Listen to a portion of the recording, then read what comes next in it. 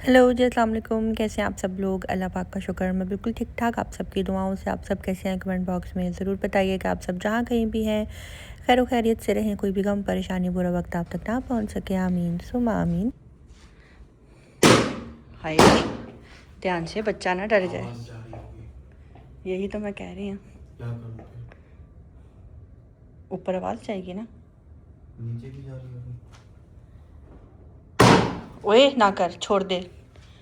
सब ने उठ जाना अपार्टमेंट में कि ये क्या हो रहा है। छिलाना हालिया में बारी को। छोड़ दो तईम, छोड़ दो तो क्या करूँ उसको? इसको। बड़े से शॉपर में डाल के ना उसके ऊपर बैठ जाओ। ये ओ, लग गई है मुझे सुई। ये देखो, नहीं, ये देखो, मुझे सुई मार दी। सुई नहीं है। सुई मार दी। उई उई उई। बस छोड़ दो। नहीं नहीं, देखा, मैं मना करती जाऊंगी, वही हरकत करते जाओगे।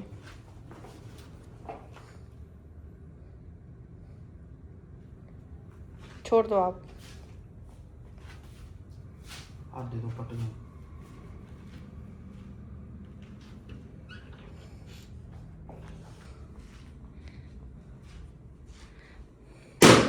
हाय, ध्यान से, बच्चा ना डर जाए। आवाज जा रही होगी। यही तो मैं कह रही हूँ, क्या करूँ फिर? ऊपर आवाज़ जाएगी ना। नीचे भी जा रही होगी। ओए ना कर, छोड़ दे। सब ने उठ जाना अपार्टमेंट में कि ये क्या हो रहा है। छिलाना हालिया में बारी को। छोड़ दो तईम, छोड़ दो। तो क्या और करूँ जी, उसको? यहाँ पे टाइम हो रहा था, सुबह के 6 बज रहे थे और मैं अपने घर की जो है ना डीप क्लीनिंग करने लगी थी। तो ज़ईम ने कहा कि मैं तुम्हारे साथ जो है हेल्प करवाता हूँ, तो बस जी। और अचानक से ज़ईम ने बोला कि ये सारे बैलून्स जो है ना फेंक दो। तो मेरा बिल्कुल भी दिल नहीं कर रहा था इनको फेंकने पर, लेकिन फिर वही बात, कॉर्नर में जो है ना एक गन सा लग रहा था। तो मैंने ज़ेम को ये बोला था कि इसको शॉपर में डाल के नीचे डस्टबिन में फेंको, लेकिन ज़ेम का ये था कि नहीं, मैं इनको फाड़ देता हूँ। तो सुबह-सुबह का टाइम था, मैं ज़ेम को ये कह रही थी कि शोर नहीं करो घर में। नीचे भी शोर जा रहा होगा, ऊपर वालों को भी शोर जा रहा होगा, वो परेशान हो जाएँगे कि सुबह-सुबह ठा-ठा की आवाज़ कहाँ से आ रही है। तो ख़ैर ज़ईम ने फिर भी जितना मैं अपने हस्बैंड को किसी काम से रोकती हूँ ना, वो ही हरकत जो है ना बार-बार करते हैं। तो मैं इनको रोकती जा रही थी और वो जो है ना बैलून्स फाड़ते जा रहे थे। तो ख़ैर वो भी काम हो गया। तो अब जो है ना मैंने वाइकम करना था, तो ज़ईम ने कहा लाओ दो मैं वाइकम कर देता हूँ। तो कारपेट से ज़ईम ने वाइकम कर दिया था, साथ-साथ मैं ब्रश लगा रही थी। ज़ईम ने कहा रुक जाओ, मैं फ़र्श पे भी जो है ना वाइकम ही कर देता हूँ।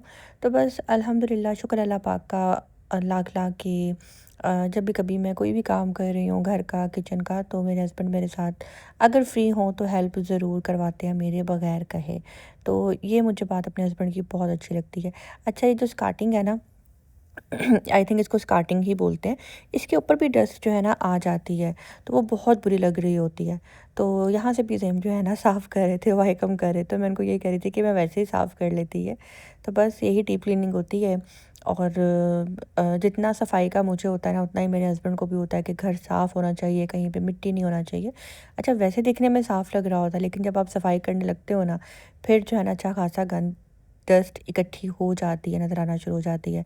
तो बस यहाँ पे जो है ना वाइकम आधे रूम से लग चुका था और साथ-साथ जो है ना मैं रूम की सेटिंग करी थी और साथ-साथ जो है ना ज़हीम यहाँ अभी पे मैं वाइकम दूसरे कर रहे रूम में थे। आ गई थी मम्मा वाले, तो छोटू जो है ना, छोटू मतलब मिकाइल यहाँ पे सो रहा था। अच्छा, मिकाइल को ना मैंने ये इस तरह से दुपट्टे का जो है ना बना कर दिया है। मुझे ज़हीम ने कहा कि इसको ऐसे इसमें लिटाओ। एक्चुअली होता ये था कि सिर्फ़ वो मेरी गोद में ही सोना चाहता है। वो कहता है कि बस मैं अपनी गोद में लेकर बैठी रहूँ। अब गोद में लिटाने की वजह से मेरी लेग्स में इतना पेन स्टार्ट हो गया हुआ है कि जब मैं खड़ी होती हूँ तो मेरे से सही से खड़ा नहीं हुआ जाता। और हर वक़्त जो है ना इसको बस यही होता है कि मैंने गोद में ही सोना है, साथ लग कर सोना है। तो फिर उस वजह से मुझे घंटों बैठना पड़ता था। तो ज़ईम ने मुझे कहा कि इसको ऐसा करो कि ऐसे मैं तुम्हें दुपट्टे का झूला बना कर देता हूँ, तो इस झूले में जो है ना इसको लिटाओ। तो झूले में लिटाया और कुछ देर तो वो लेटा, उसको बहुत अच्छा फ़ील हुआ।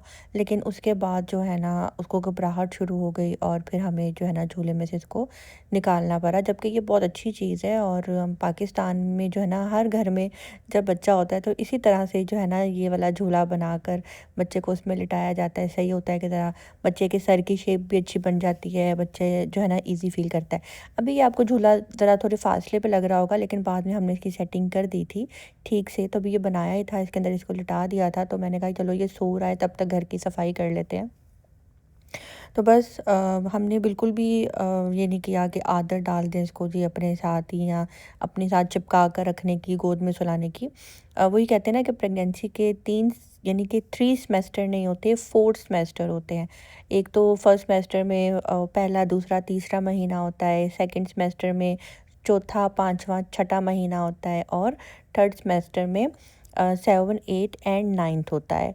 तो डॉक्टर्स कहते हैं कि 4th सेमेस्टर होते हैं। बच्चा जब तक 3 महीने का नहीं हो जाता ना, तब तक बच्चा जो है ना गोद मांगता है। और आप ये बिल्कुल ना कहा करें बच्चे को गोद की आदत डल जाएगी, बच्चे को गोद में मत उठाओ, लिटा दो, एक दूसरे को मत रोको टोको।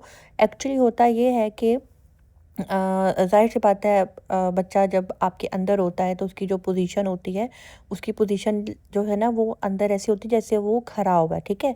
तो जब हम बच्चे को लिटाते हैं तो बच्चे को घबराहट होती है, उसको साँस लेने में प्रॉब्लम होती है, जिसकी वजह से बच्चा रोता है। तो जैसे ही कोई बच्चे को गोद में उठाता है तो बच्चा चुप हो जाता है। तो इसलिए उन्होंने कहा है कि डॉक्टर्स कहते हैं, अब साइंसदान यही बोल रहे हैं कि बच्चे को 3 मंथ्स तक आप कोशिश यही करें, घर में आपके बुज़ुर्ग हैं, दादी, दादा, नानी, नाना, बच्चे या कोई बड़ा ऐसा जो बच्चे को ईज़िली आपके साथ हेल्प करा सके, बारी-बारी पकड़ सकें, तो कोशिश यही करें कि 3 मंथ्स आप ऐसे ही गुज़ारें। बाद में बच्चे ने गोद से निकल ही जाना होता है, बच्चे को भी होता है कि जी मैं गोद से बाहर निकलूँ। तो आप ये बिल्कुल भी ना सोचें कि जी बच्चे को गोद की जो है ना आदत हो जाएगी, बच्चे को साइड पे रख दो। तो ये कुछ मिकाइल का भी यही है, बस वो यही कहता है कि गोद में बिठाकर जैसे मैं इसको बेड पे लिटाती हूँ या मैं इसको इसके झूले में लिटाती हूँ तो ये उठ जाता है, कैरीकोट में लिटाती हूँ तो रोना शुरू कर देता है, और जैसे ही गोद में लेती हूँ तो ये मज़े से सो जाता है। तो ख़ैर ये बनाया तो था मैंने, ज़ईम ने मुझे बना कर दिया था, लेकिन उसको बिल्कुल भी इसमें मज़ा नहीं आ रहा था, उसको बहुत ज़्यादा घबराहट हो रही थी, जैसे बच्चे का साँस बंद हो रहा हो। तो फिर उसको मैंने उसमें से निकाल दिया, लेकिन जब बहुत गहरी नींद में जाता है तो मैं फिर लिटा देती हूँ, लेकिन हद आधा घंटा, इससे ज़्यादा वो बिल्कुल भी नहीं सोता उसमें। तो यहाँ पे घर की सफाई हो गई थी, अब मैं आ गई थी किचन में, और नाश्ता भी हमने कर लिया था, और रात का डिनर जो है ना हम यहाँ पे रेडी कर रहे हैं। डिनर में जो है ना हम बना रहे थे आज कोफ्ते अंडे। तो मैंने मम्मा को बोला था कि मम्मा मुझे कोफ्ते खाने हैं, बहुत ज़्यादा दिल कर रहा है कोफ्ते खाने पे। 4-5 दिन से आई थिंक मेरा कोई व्लॉग नहीं आया, और मैं यूट्यूब के ऊपर मैं थी भी नहीं। अ, बस छोटे के साथ लगी रहती हूँ, टाइम ऐसे ही गुज़र जाता है। कॉल्स आ रही होती हैं घर से, मम पापा की, हनी की, फिर वहाँ से मोहसिन, नतालिया इनकी। फिर ऐसे ही जो है ना टाइम गुज़र जाता है, और पूरा दिन कैसे गुज़रा, कहाँ गया, पता ही नहीं लग रहा होता। और सच बताऊँ तो मैंने यूट्यूब जॉइन ही इसलिए किया था कि जब मैं अकेली होती थी, मुझे करने को कुछ नहीं होता था, तो मैं टाइम पास के लिए ही यूट्यूब पे आई थी।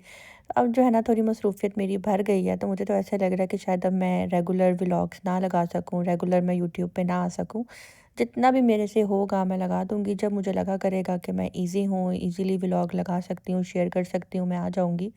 तो हाँ, बस यही है। दूसरा, एक बात से जो है ना मैं बहुत ज़्यादा अपसेट हुई हूँ, और डिसहर्ट भी हुई हूँ।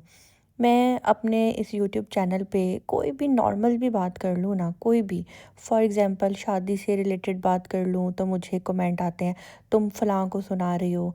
मैं अपने यूट्यूब चैनल पे ससुराल से रिलेटेड कोई बात कर लूँ, अच्छी कर लूँ, बुरी कर लूँ, तो मुझे कह दिया जाता है, बुरी तो ख़ैर मैंने ससुराल से रिलेटेड कभी कोई बात की ही नहीं। तुम जी अपने ससुराल को सुना रही हो, या तुम फलाँ बंदी के ससुराल को सुना रही हो। मैं कोई हसद की बात कर लूँ, तुम फलाँ बंदे को सुना रही हो। मैं कोई मकाफ़ात की बात कर लूँ, तुम भई फलाँ बंदे को सुना रही हो।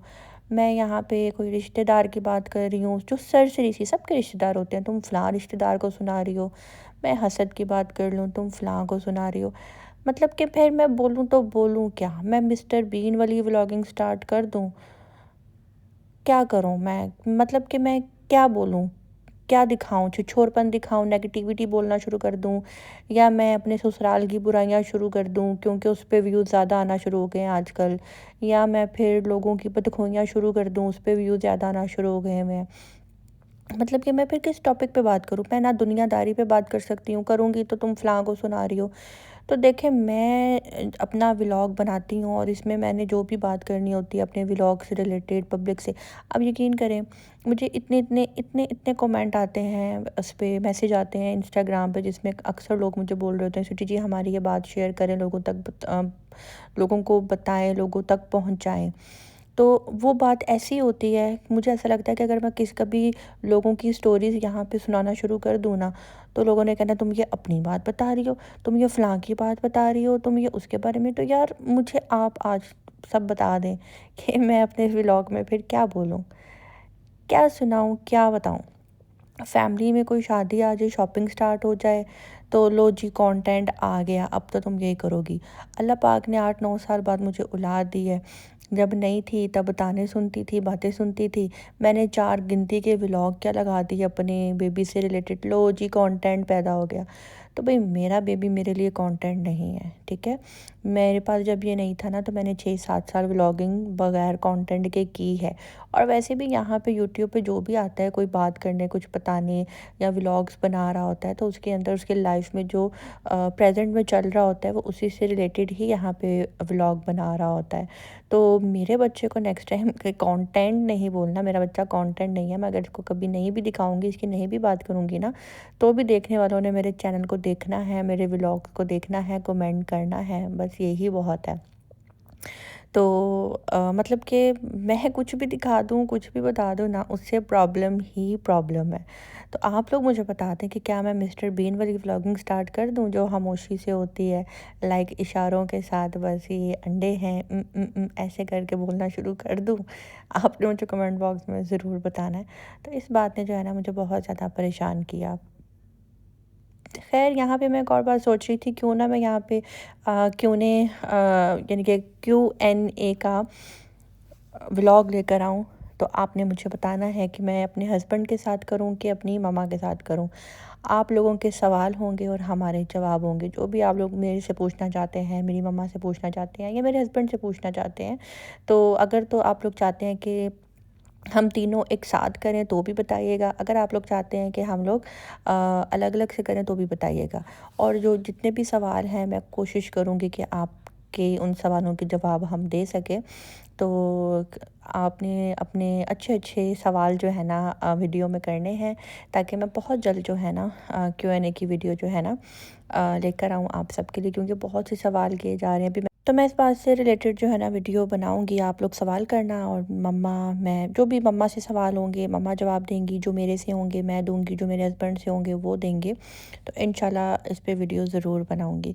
तो बातों ही बातों में यहाँ पे जो है ना मम्मा ने कोफ्ते भी बना लिए हैं। अंडे मैंने बॉयल होने के लिए रख दिए थे, क्योंकि हम लोग कोफ्ते अंडे खाते हैं और मेरे हस्बैंड ने कहा कि मैं आलू भी खाऊंगा। तो फिर मैंने जो है ना 2 आलू जो है ना इस तरह से बड़े बड़े साइज़ के काट के डाल दिए थे, क्योंकि मेरे हस्बैंड को आलू खाने थे, उनको पसंद है। तो मैंने ये भी इसके अंदर ऐड कर दिए थे। मैं साथ-साथ जो है ना मसाले की भुनाई कर रही हूँ, अच्छे से भुनाई हो ना मसाले की, तो ही सालन में जो है ना टेस्ट आता है। अगर आप खाने के अच्छे से भुनाई नहीं करेंगे तो आपके खाने में बिल्कुल भी टेस्ट नहीं आएगा। यहाँ पे मम्मा ने कोफ्ते जो है ना इसमें डाल दिए हैं, और सारे कोफ्ते डाल के मम्मा इसमें चम्मच नहीं चलाएँगी, बस इस तरह से प्रेशर को भी पकड़ के जो है ना हल्का सा बस हिलाएँगी, और जैसे उसमें कोफ्ते हल्के से पक जाएँगे फिर मम्मा इसके अंदर पानी डाल के इसका शोरबा बना लेंगी। तो बस यही कोफ्तों की सिंपल सी रेसिपी थी। बाकी आपने देख लिया होगा कि मम्मा ने क्या-क्या इसके अंदर ऐड किया है। साथ में हम जो है ना इसके खाएँगे जी प्याज़ वाले चावल, जो तड़के वाले राइस बनाते हैं, हम वो खाएँगे। और बस आपने मुझे कमेंट बॉक्स में ये भी ज़रूर बताना है कि मतलब कि मैं क्या वॉइस ओवर करूँ, मैं क्या बात करूँ? क्योंकि मैं कुछ भी बोल लेती हूँ ना, बस वो एक ही बात है कि इसको यूट्यूब पे रहने ही नहीं देना। ये यूट्यूब पे आई ही क्यों है? बस इसको यूट्यूब से भगाना है, इसका यूट्यूब पे जीना हराम करना है। बस यही बात जो है ना मेरे पे लगा दी गई है, और पूरी कोशिशें हैं इसको हटाने की, मिटाने की यूट्यूब से। तो अब तो मैं वैसे ही बहुत कम आती हूँ, बहुत कम मैं व्लॉग बनाती हूँ। तो इस बात से लेकर ना मैं काफ़ी ज़्यादा अपसेट, डिसहर्ट और परेशान हो गई थी। आपने मुझे बताना है मुझे क्या करना चाहिए। तो जी वीडियो बातों ही बातों में हो गई है दी एंड। अच्छी लगी हो तो आपने मुझे कमेंट बॉक्स में ज़रूर बताना है। मिलते हैं बहुत जल्द नेक्स्ट व्लॉग के साथ। अपनी दुआ में रखिएगा याद। अल्लाह हाफ़िज़।